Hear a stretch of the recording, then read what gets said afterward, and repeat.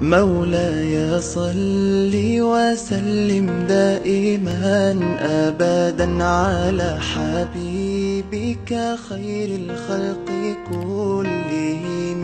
مولاي صل وسلم دائما أبدا على حبيبك خير الخلق كلهم.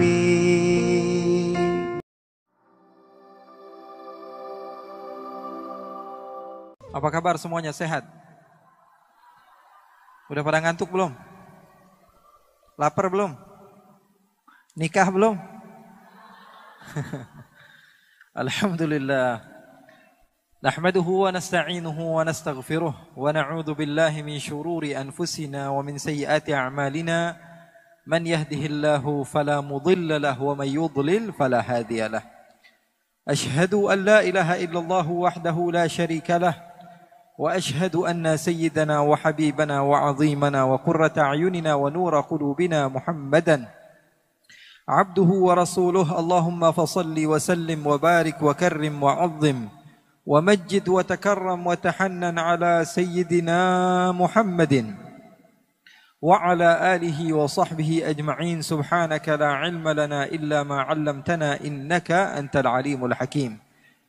رب اشرح لي صدري ويسر لي أمري واحلل عقدة من لساني يفقه قولي. اللهم إني أعوذ بك من علم لا ينفع وعمل لا يرفع وقلب لا يخشع ودعاء لا يستجاب لها. Alhamdulillah,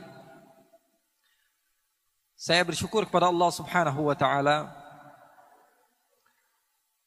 karena Allah Subhanahu wa taala memberikan kesempatan kepada saya untuk duduk bersama kalian semua. Semoga Allah Subhanahu wa taala menjadikan perkumpulan ini adalah perkumpulan yang penuh dengan keberkahan. Allah Subhanahu wa taala tidak mengharamkan kita dari syurganya Allah Subhanahu wa taala, dan saya mendapatkan banyak ilmu. Karena beberapa hari yang lalu saya masih di Singapura. Mungkin sekitar 4 hari yang lalu saya di Singapura. 3 hari yang lalu saya di Malaysia. 2 hari yang lalu saya di Palembang. Hari ini saya sudah berada di Semarang. Dan besok saya sudah berada di Sumatera lagi. Pelajaran yang saya ambil adalah ketika cinta sudah berbicara, maka semua bisa menjadi nyata. Sahabat-sahabat Muslim dan komunitas-komunitas lain yang ada di Semarang, mereka banyak membantu saya, di antaranya sahabat-sahabat Cahijrah dan lain sebagainya. Banyak membantu saya di dalam berdakwah seperti di Bandung beberapa waktu yang lalu. Maka panggilan cinta tersebut membawa saya sampai ke Semarang. Alhamdulillah, itu adalah pelajaran yang sangat bermanfaat. Oleh karena itu saya ingin memberitahu kepada kalian, kalau kalian ingin ibadah diterima oleh Allah, maka kuncinya satu. Kunci ibadah adalah apa? Cinta. Kunci ibadah adalah cinta. Tanpa cinta, maka seorang hamba Allah Subhanahu wa taala tidak akan pernah sampai kepada Allah. Maka bohong ketika salah seorang mengatakan bahwa dirinya banyak melakukan ibadah, akan tetapi dia tidak memiliki cinta dari hatinya di dalam beribadah kepada Allah Subhanahu wa taala. Saya teringat seseorang yang bernama Majnun atau Qais bin Mulawwah yang sering diceritakan oleh sebagian orang dengan nama Majnun Laila. Tahu Majnun Laila? Majnun pecinta kepada Laila. Seorang wanita yang di sebagian riwayat diceritakan wanita tersebut tidak cantik. Wanita tersebut tidaklah seindah yang dibayangkan banyak lelaki. Akan tetapi Majnun sudah cinta, dan kalau seseorang sudah mencinta maka matanya buta. Betul atau tidak? Betul atau tidak? Seseorang kalau sudah mencinta, maka matanya buta. Salah seorang di antara kita sebagai contoh, cinta sekali kepada anaknya. Padahal anaknya nggak keren-keren banget, tapi setiap hari yang diupload siapa? Anaknya terus. Kenapa? Karena cinta. Bukan karena keindahan yang dimiliki oleh anaknya. Bahkan terkadang mata seorang ayah dan ibu berbeda dengan mata orang lain. Bagi seorang ayah dan ibu seakan-akan anak dia adalah anak yang paling terindah yang pernah ada. Padahal di mata orang lain biasa saja. Banyak bayi yang sama. Banyak anak orang yang lebih indah, yang lebih tampan, atau yang lebih handsome, atau lebih cantik daripada anaknya. Betul atau tidak? Itu yang namanya cinta. Cinta sudah membutakan mata. Salah seorang di antara kita mungkin mencintai istrinya, atau istrinya mencintai suaminya, apalagi pengantin baru. Ngelihat wanita ini, atau laki-laki, wanita melihat laki-laki ngeludah aja dibilang cakep. Waduh, cakep banget cara ngeludahnya. Woi, ngeludah bro. Cara ngeludahnya dibilang cakep. Kenapa? Karena matanya sudah tersihir dengan yang namanya cinta. Cara berjalannya, cara minumnya, cara duduknya. Padahal tidak ada beda dengan manusia lainnya. Tapi ketika cinta sudah berbicara, maka semua akan menjadi indah. Begitu juga ketika kalian sudah menjadikan Allah segala-galanya bagi kalian, maka kalian akan mendapatkan kenikmatan di dalam beribadah di jalan Allah. Qais atau Majnun, dia begitu mencintai Laila. Di dalam riwayat, Laila bukanlah wanita yang cantik. Wanita yang hitam. Wanita yang tidak memiliki rupa yang indah untuk dipandang. Tapi sebagaimana kata Imam Syafi'i, imam kita bersama. Apa kata Imam Syafi'i? Wa 'ainur ridha 'an kulli 'aibin kalilah, walakin 'ainus sukhut tubdil masawiyah. Mata kalau sudah senang kepada sesuatu, maka mata tersebut akan buta. Semua yang dipandang adalah keindahan. Walaupun keburukan jadinya indah. Begitu juga mata kalau sudah benci kepada seseorang. Mata sudah benci kepada seseorang. Kita gak suka sama teman. Teman kita datang ke masjid. Teman yang kita gak suka. Paling kita ngomongnya apa? Wah, ini anak paling caper. Wah, ini anak paling pengen dibilang soleh. Wah, ini anak paling pengen dibilang orang yang baik. Padahal orang jelas-jelasan datang ke tempat yang baik. Tapi karena kita tidak ada cinta kepada dia, tidak ada respect kepada dia, maka yang jadi apa? Hasilnya buruk. Oleh karena itu cinta adalah segala-galanya. Pesan saya, kalau ingin mendapatkan kekhusyuan di dalam sholat, di dalam beribadah, utamakan cinta. Setelah itu baru kamu lakukan segala hal, dan kamu akan merasakannya dalam keadaan nikmat. Qais atau Majnun, suatu saat dia berjalan, dan berjumpa beberapa orang yang sedang beribadah, sedang sholat. Beberapa orang yang sedang sholat. Lalu Qais ataupun Majnun ini menghampiri orang yang sedang sholat tersebut dan duduk di hadapan orang yang sedang sholat. Bayangkan, kalau kamu sedang sholat, tiba-tiba ada orang duduk di depan kamu, kira-kira khusyuk nggak sholatnya? Kira-kira khusyuk nggak sholatnya? Sedang takbir, Allahu Akbar. Tiba-tiba ada orang duduk di depan. Kita baca Fatihah sambil fokus, nggak bisa. Maka orang-orang yang sedang sholat tersebut mempercepat sholatnya karena tidak khusyuk. Ada orang yang mengganggu. Selepas mereka sholat, mereka mendekati Majnun. Hei Majnun, hai orang gila, kenapa kamu mengganggu ibadah kami? Kenapa kamu mengganggu sholat kami? Kenapa kamu mengganggu hubungan antara kami dengan Allah? Apa kata Majnun? Apakah kalian benar-benar sedang sholat? Apakah kalian apakah kalian serius sedang bercinta dengan Allah? Apakah kalian sedang bermunajat dengan Allah? Sepertinya kalian dusta. Kenapa kamu bisa bilang dusta? Karena saya, kalau masuk kampung Laila, saya tidak toleh kanan, tidak toleh kiri. Saya tidak melihat apa yang ada di belakang saya.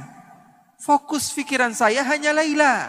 Kalau saya sudah masuk ke kampung Laila, mau ada orang ribut di sebelah saya, mau ada mobil tabrakan di sebelah saya, mau ada segala hal apapun yang terjadi, pikiran saya hanya Laila. Karena yang saya tuju adalah Laila. Maka orang-orang tersebut kebingungan dengan jawaban Majnun yang begitu luar biasa. Orang gila bisa mengajarkan arti cinta kepada Allah. Apa dia katakan? Saya kalau masuk kampung Laila, saya tidak tengok kanan, tidak tengok kiri.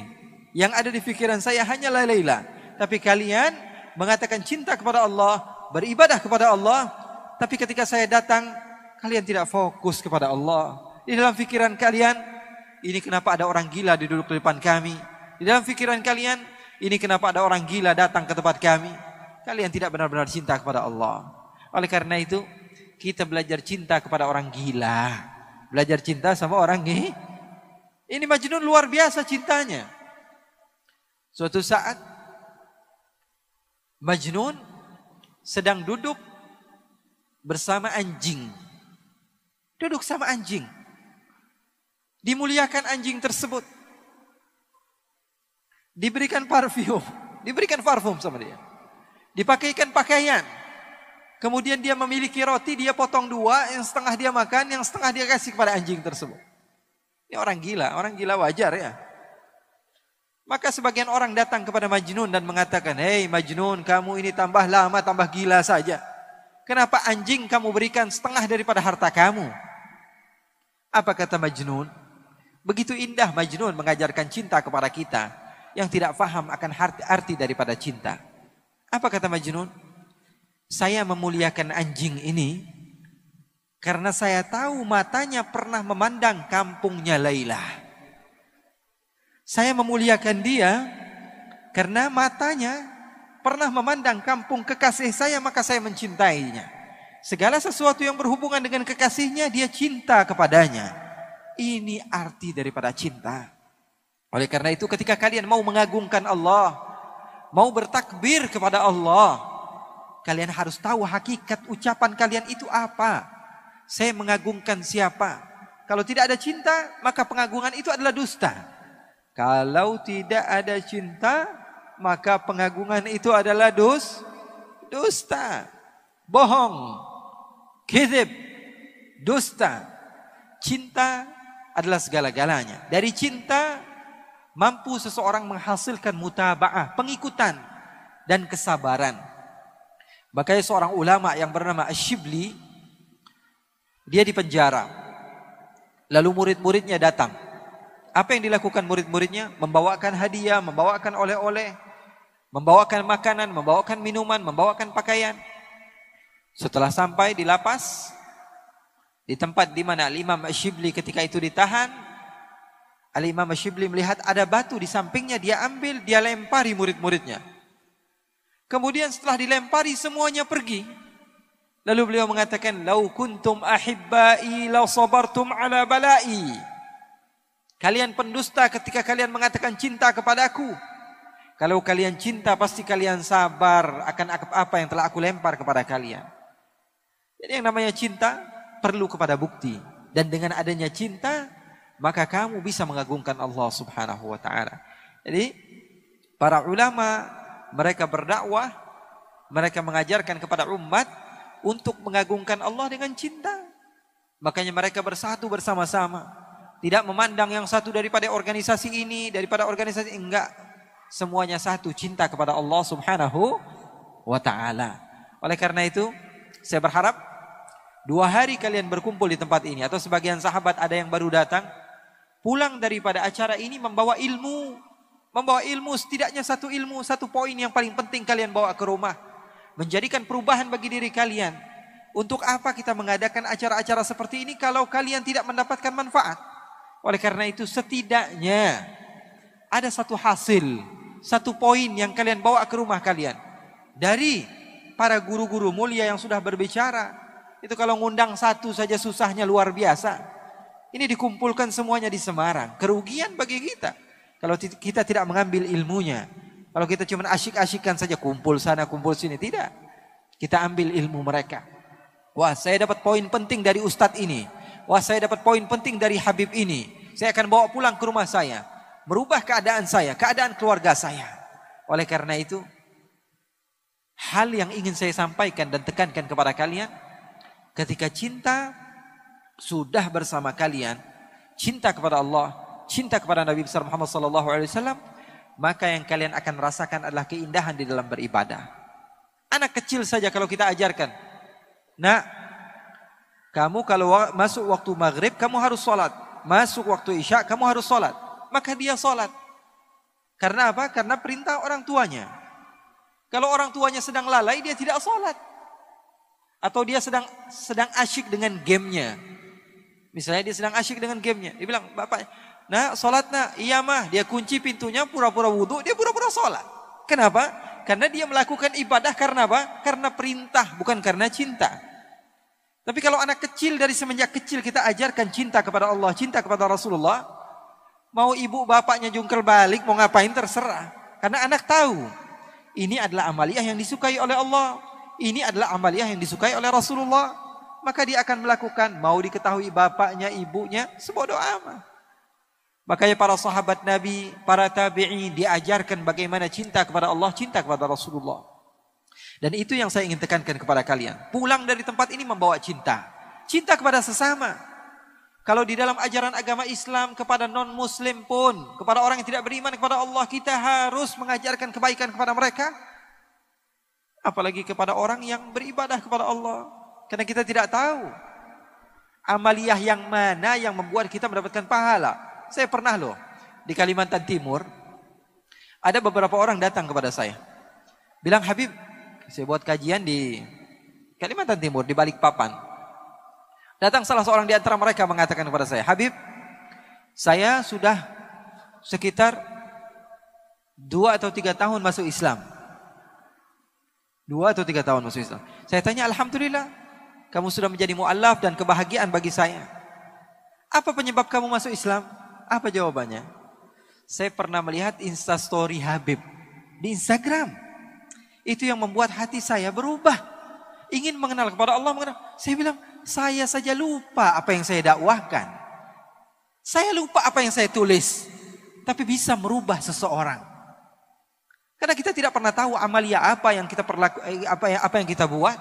Sehingga merubah kehidupan orang. Pernah di Pangkal Pinang, di daerah Sumatera, saya diundang di salah satu majelis. Keluar dari majelis tersebut, sebelum saya pulang, saya diajak ke tempat oleh-oleh. Saya belanja ini, belanja itu. Ketika saya sedikit haus, saya bilang sama salah satu murid saya mau minum. Saya diberikan air minum, lalu saya duduk. Saya minum sebagaimana sunnah baginda Nabi besar Muhammad sallallahu alaihi wasallam. Lalu sesuatu aneh yang terjadi. Salah satu orang yang bekerja di tempat tersebut, di kedai tersebut mendekati saya. Dia keturunan Cina. Dia bilang, kamu kok asik banget Pak. Kalau minum kamu duduk, kalau berbicara kamu tersenyum, kalau nawar seadanya, kalau begini, dia puji-puji. Terus saya bilang, kamu orang mana? Saya orang asli sini, keturunan Tionghoa begini-begini. Oh, kalau saya orang Islam, ngomong biasa saja. Tiba-tiba sebelum saya pulang, saya sudah berada di mobil. Saya berhenti, saya panggil lagi dia. Sepertinya kamu tertarik dengan agama Islam. Dia katakan, iya Pak. Ya sudah, kamu syahadat sekarang. Kamu mau? Iya, saya mau. Kemudian dia syahadat. Dia bersyahadat.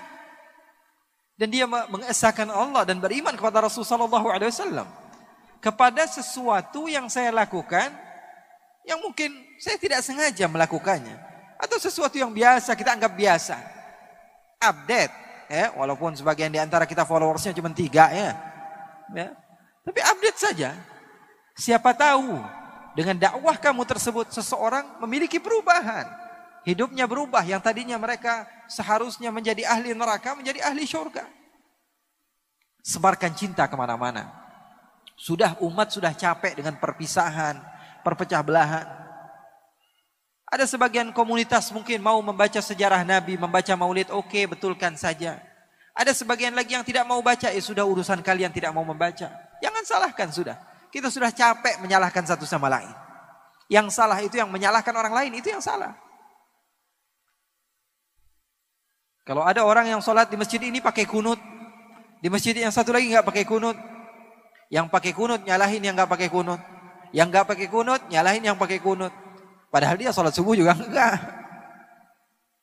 Betul atau tidak? Kita ributnya di situ. Makanya saya mau ceritakan kepada kalian satu kisah. Ketika saya berada di Thailand,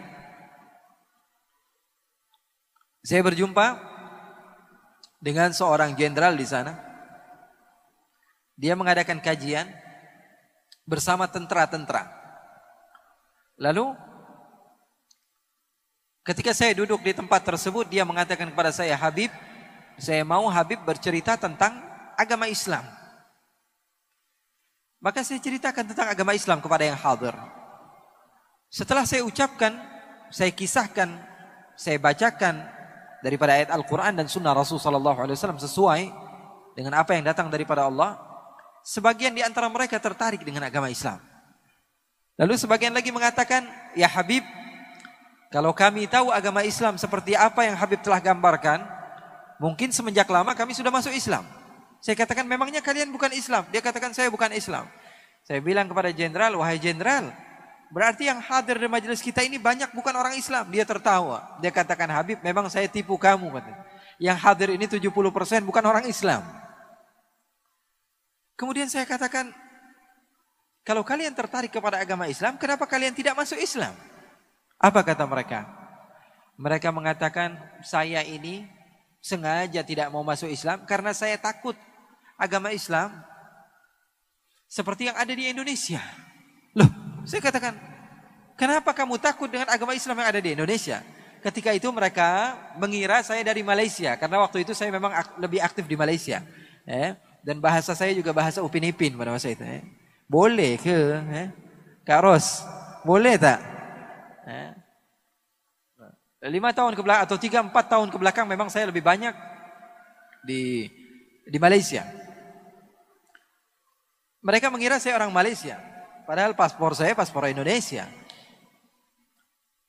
Maka mereka mengatakan, Habib, saya tidak mau masuk Islam karena saya takut seperti agama yang ada di Indonesia. Memangnya kenapa Indonesia? Saya katakan, Indonesia itu satu kecamatan, satu masjid baca maulid, masjid lain gak baca maulid, ribut. Betul atau tidak? Satu kampung, satu masjid sholat subuh pakai kunut, yang sebelahnya lagi nggak pakai kunut, ribut. Satu desa, yang satu masjid baca tahlil, masjid yang lain nggak baca tahlil, berantem, cekcok, bermusuhan. Apalagi kalau sudah datang bulan Ramadan, formasi sholat tarawih beda-beda nih. Ada yang 4-4-3, ya. Ada yang sholatnya 11 rakaat, ada yang sholatnya 20 rakaat, ada yang sholatnya 36 rakaat. Wah, itu kalau sesama orang Islam saja ribut, apalagi kami yang bukan orang Islam. Kami takut masuk Islam. Maka saya bahagia ketika mendengar ada sebagian orang yang mau mengenal kepada Islam. Tapi di dalam hati kecil saya juga saya bersedih. Kenapa negara saya dicontohnya yang tidak baiknya saja? Maka ketika banyak daripada hamba Allah yang berkumpul di Jakarta, ketika itu sampai berjuta-juta orang, saya bahagia. Kenapa? Karena pada saat itu agama Islam ditunjukkan agama Islam yang bersatu. Agama Islam dilihat oleh masyarakat luar bahwa sesungguhnya mereka benar-benar bersatu. Oleh karena itu, persatuan tidak akan pernah digapai kalau tidak ada cinta. Betul atau tidak? Balik-baliknya lagi kepada cinta. Begitulah para ulama, mereka mencontoh Rasulullah SAW di dalam berdakwah penuh dengan cinta. Saya punya guru bercerita bahwa suatu saat dia pernah ikut kepada gurunya. Gurunya bernama Al-Habib Abdul Qadir bin Ahmad As-Saqqaf. Namanya Habib Abdul Qadir. Habib Abdul Qadir ini ulama besar. Tinggalnya di Jeddah di Saudi Arabia. Suatu waktu beliau berdakwah di satu tempat bersama guru saya tersebut. Guru saya duduk di belakang, Habib Abdul Qadir duduk di depan. Diundang makan di satu tempat. Orang yang muhibbin, pecinta kepada ulama, mengundang mereka untuk datang ke rumahnya. Maka Al-Habib Abdul Qadir menerima undangan tersebut. Dengarkan kisah ini, kisah menarik. Kisah yang menunjukkan kepada kita bagaimana para ulama di dalam berdakwah di jalan Allah. Maka ketika Al-Habib Abdul Qadir bin Ahmad diundang ke tempat tersebut, beliau datang. Menerima undangan tersebut. Beliau tidak pilih-pilih, yang ini orang kaya, yang ini orang miskin, yang ini orangnya beruang, yang ini tidak beruang. Ya. Nggak lihat-lihat, yang ini beruang atau bukan beruang, nggak dilihat. Maka beliau datang. Beliau menghampiri rumah tersebut, dibukakan oleh sahibul bait. Beliau turun, beliau makan, beliau memberikan tausiah di tempat tersebut. Membacakan ayat Al-Quran, membacakan hadis-hadis baginda Rasulullah SAW. Selepas makan siang tersebut, beliau pun izin pulang. Habib Abdul Qadir izin pulang. Guru saya ikut di belakang, pegangkan tasnya Habib Abdul Qadir. Maka setelah pulang, Habib Abdul Qadir diantar ke mobilnya. Guru saya lebih dahulu duduk di belakang. bersama salah satu temannya dan supir. Di depan Al-Habib Abdul Qadir, sebelum beliau duduk, sebagaimana biasa tuan rumah memuliakan tamu, beliau bukakan pintu mobilnya. Habib Abdul Qadir masuk, lalu ditutup oleh sahibul bait. Ditutup. Habib Abdul Qadir berterima kasih banyak sudah mengundang kami, sudah mengajak kami makan. Kata sahibul bait, alhamdulillah Habib, menangis. Salah satu daripada keturunan Rasulullah bisa masuk ke rumahnya. Menangis. Salah seorang daripada ulama Allah Subhanahu wa taala bisa diundang di rumahnya. Maka terima kasih Habib sudah bisa datang ke tempat kami. Saya bahagia mendapatkan ilmu langsung dari cucunya Rasulullah, dari penerus perjuangan Rasulullah. Maka Habib Abdul Qadir mengucapkan salam lalu berjalan. Setelah beberapa kilo, guru saya bercerita, setelah beberapa kilo dari perjalanan tersebut, Habib Abdul Qadir bertanya kepada guru saya, wahai Ali, kira-kira kalau kita berhenti di sini, sahibul bait masih ngelihat apa enggak? Kata guru saya tadi, enggak wahai Habib, ini sudah berapa kilo kita berjalan. Ya sudah, sekarang kamu turun dari mobil, bukakan lagi pintunya. Kemudian berhenti di pinggir jalan, bingung. Guru saya bingung. Lalu dia turun dari tempat tersebut. Lalu dibukakan pintu, ternyata salah satu daripada jari Habib Abdul Qadir terjepit di pintu mobil. Banyak darah di pintu tersebut. Lalu menangis guru saya mengatakan, Habib kenapa kamu tidak bilang dari awal? Kalau tangan kamu terjepit, apa jawaban indah dari seorang pecinta di dalam berdakwah? Dia katakan, kalau saya buka dari awal, sahibul bait yang tadinya senang menjamu saya, akhirnya merasa sedih karena telah menyakiti diri saya. Maka sengaja saya ajarkan rahmah kepada murid-murid saya, bahwa sesungguhnya ajaran agama Islam seperti itu. Dibukakan pintunya, ternyata tangannya semuanya berdarah. Beliau tidak mau orang yang tadinya sudah berbahagia tiba-tiba rusak moodnya. Gara-gara kelakuan yang dia buat. Maka Habib Abdul Qadir mengajarkan rahmah kepada umat di dalam berdakwah. Begitulah para salafus saleh. Mereka tidak mau mencaci, tidak mau menghina, karena ajaran Islam adalah ajaran salam, ajaran damai. Nikmat sekali kalau kita tidak ada musuh, betul atau tidak? Kalau tidak ada musuh, nikmat hidup kita. Makanya beruntung kalian mendapatkan kenikmatan agama Islam. Salah seorang di antara cucunya Rasulullah yang bernama Sayyiduna Al-Hasan pernah berjalan dengan putranya. Di beberapa tempat dia berjumpa dengan orang pedalaman yang benci kepada keturunan Rasulullah. Karena keturunan Rasulullah ini dibenci dari semenjak zaman dahulu, bukan sesuatu yang baru. Sampai Allah katakan dalam Al-Quran, Inna syani'aka huwal abtar. Sesungguhnya orang yang mengatakan kamu tidak memiliki keturunan, wahai Muhammad, dialah yang tidak memiliki keturunan. Padahal ada di dalam Al-Quran. Loh, memangnya keturunan Nabi masih ada? Ada saja yang bertanya seperti itu. Kalau di dalam Musnad Al-Imam Ahmad bin Hanbal, Nabi Muhammad bercerita bahwa Imam Mahdi nanti di akhir zaman akan diutus oleh Allah Subhanahu wa taala sebagai penyelamat kepada umat. Kata Rasul, dan dia dari keturunan saya. Sekarang pakai akal. Kalau nanti di akhir zaman ada keturunan Nabi, terus nongolnya dari mana kalau sekarang gak ada keturunan Nabi? Fahami teks hadis Rasulullah, kemudian gunakan akal kalian. Kalau Nabi Muhammad mengatakan nanti di akhir zaman ada seorang imam yang bernama Imam Mahdi, dia namanya seperti nama saya, nama ayahnya seperti nama ayah saya, dan dia termasuk daripada keturunan saya. Kalau di dalam hadis dikatakan Imam Mahdi keturunan Nabi, munculnya dari mana kalau sekarang gak ada keturunan Nabi? Apa tiba-tiba muncul begitu lahir? Paham atau tidak? Oleh karena itu dakwah Ahlul Bait keluarga Nabi Muhammad SAW, yaitu dakwah yang tidak mudah menyalahkan orang lain. Dakwah dengan salam, dakwah dengan damai. Masuk kemanapun tempat, selagi mereka semua beriman kepada Allah, beriman kepada Rasulullah. Sekarang saya tanya, kalian beriman kepada Al-Quran atau tidak? Beriman kepada sunnah-sunnah Rasulullah atau tidak? Sama berarti. Sama seperti yang lain-lainnya.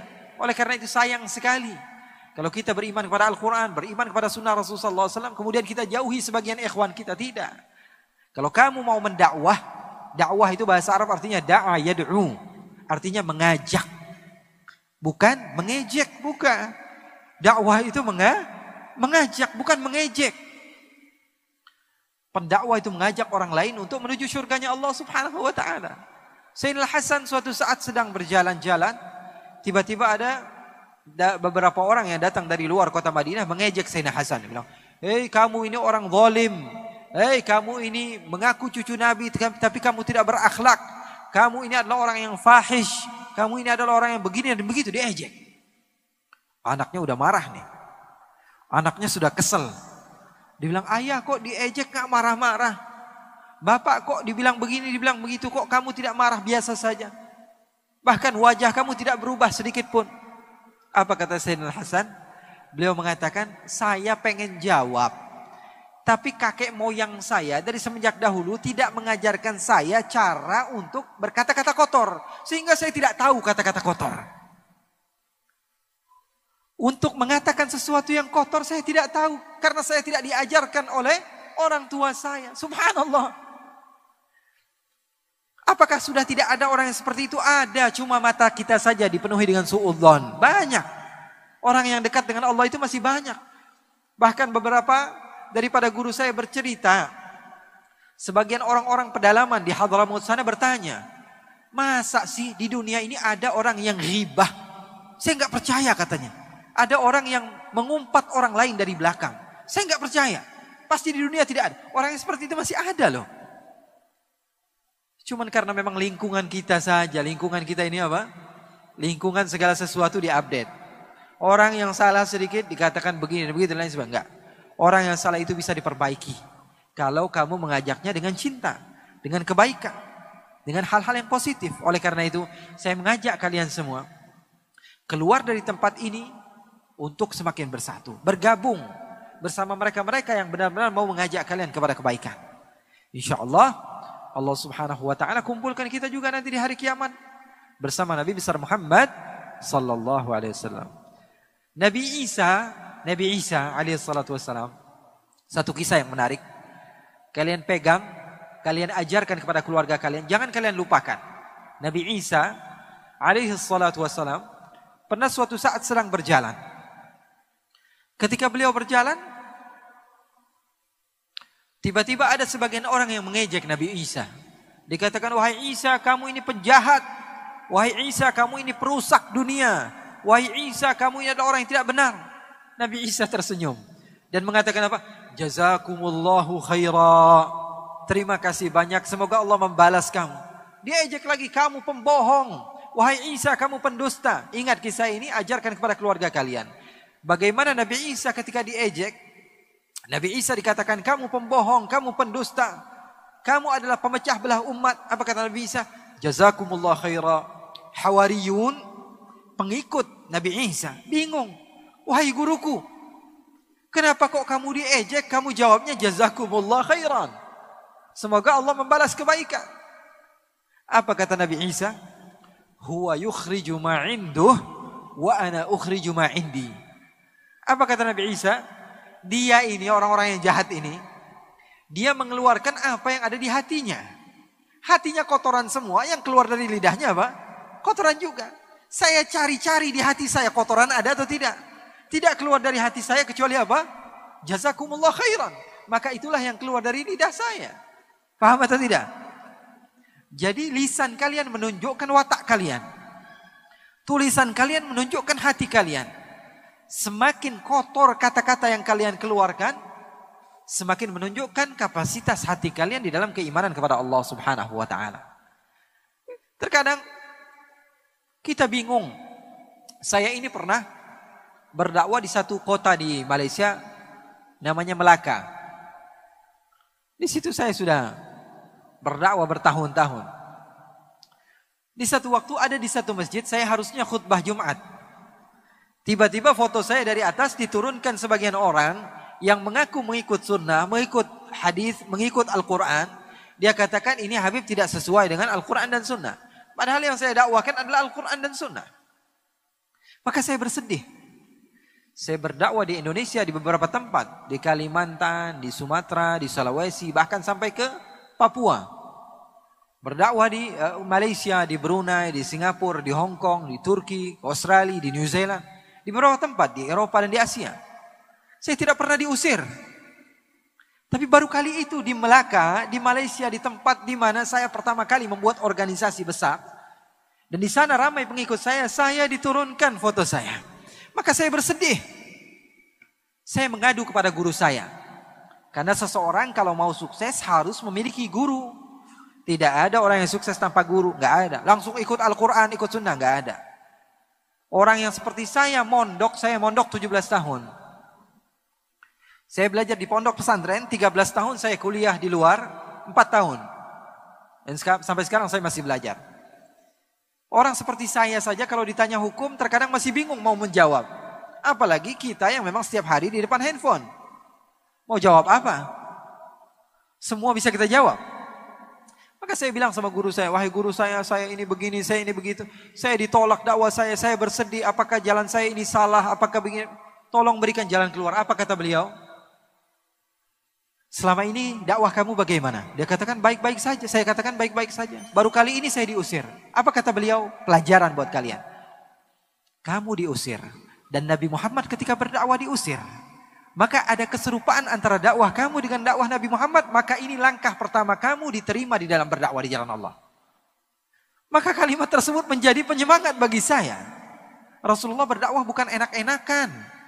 Rasulullah berdakwah dalam keadaan susah. Kamu diusir, Nabi Muhammad berdakwah diusir. Ini adalah langkah pertama bahwa kamu diterima oleh Allah Subhanahu wa taala di dalam berdakwah di jalan Allah Subhanahu wa taala. Semoga Allah Subhanahu wa taala memberikan kepada kita ilmu-ilmu yang bermanfaat. Kalau ilmu semua ulama atau asatidz yang datang kita ambil semua, mungkin otak kita nggak kesampaian. Betul atau tidak? Ini paling berapa MB nih otak kita ini. Ya. Tapi setidaknya sesuatu yang tidak bisa diambil semua, jangan tinggalkan semua. Catat itu. Segala sesuatu yang tidak bisa diambil semua, jangan tinggalkan semua. Semuanya susah. Tapi setidaknya ada beberapa poin yang penting saya dapatkan daripada apa? Acara seperti ini yang saya bawa ke rumah, saya amalkan, saya ajarkan kepada keluarga saya di rumah. Insya Allah, Allah memberikan keimanan kepada kita, memberikan mahabbah kepada kita, dan Allah Subhanahu wa taala mengumpulkan kita di dunia sebelum di syurganya Allah Subhanahu wa taala. Allahumma ja'al jam'ana hadza jam'an marhuma wa tafarruqana min ba'di tafarruqan ma'suma wa la taj'alillahumma fina wala minna wala ma'ana syaqiyan wala mahruma. Ya Allah, jadikanlah perkumpulan kami ini perkumpulan yang Kau cintai ya Allah. Tidaklah kami keluar dari tempat ini kecuali dosa kami telah diampuni oleh-Mu ya Allah. Tidaklah kami keluar dari tempat ini kecuali derajat kami telah Engkau naikkan ya Allah. Ya Allah ya Rabbal Alamin. Pada malam hari ini Engkau telah memberikan nikmat kepada kami untuk bisa duduk bersama orang-orang yang dekat denganmu ya Allah. Jangan haramkan kami untuk senantiasa bisa duduk dengan mereka ya Allah. Di dunia sebelum di akhirat ya Allah. Ya Allah, berikanlah kepada kami ilmu yang bermanfaat. Ilmu yang bermanfaat adalah ilmu yang kami amalkan setelah kami terima ya Allah. Jadikanlah kami termasuk orang-orang yang senantiasa mengamalkan sunnah baginda Rasulullah SAW. Mencintaimu dengan hakikat pencintaan ya Allah, sehingga kami mampu menggapai ridha-Mu sebelum syurga-Mu ya Allah. Wa sallallahu wa bijamalika wa jalalika ala sayyidina Muhammadin walhamdulillahi rabbil alamin.